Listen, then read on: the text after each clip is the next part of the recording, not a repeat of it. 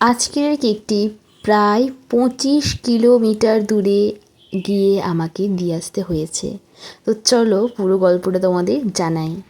High, আমি অপর্ণা। আমার একটি ছোট হোম বেকারি আছে, কেক ক্যানভাস।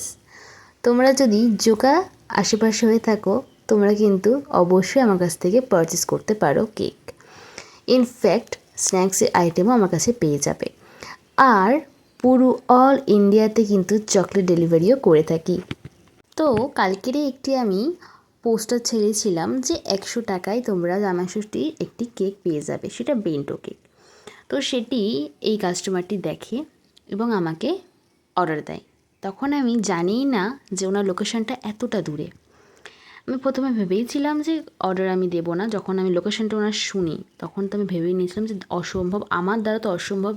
কারণ আজকের দিনে চাপটা অনেকটাই, কারণ এর আগে অনেকগুলো অর্ডার অলরেডি চলে এসেছে, সেই জন্য আমি আর রিস্ক নেবো না ভেবেছিলাম। কিন্তু উনি আমাকে এত একটা মিষ্টি কথা বললো যে তোমার ভিডিও আমি অনেক দিন আগে থেকেই দেখি, আমার তোমার হাতে কেক খাওয়ার অনেক দিনের ইচ্ছা। তো ব্যাস, এটা কথাটা আমার শোনার পরে আমি কোনো এদিক বা ওদিক কিছু ভাবিও নি, দেখিও নি।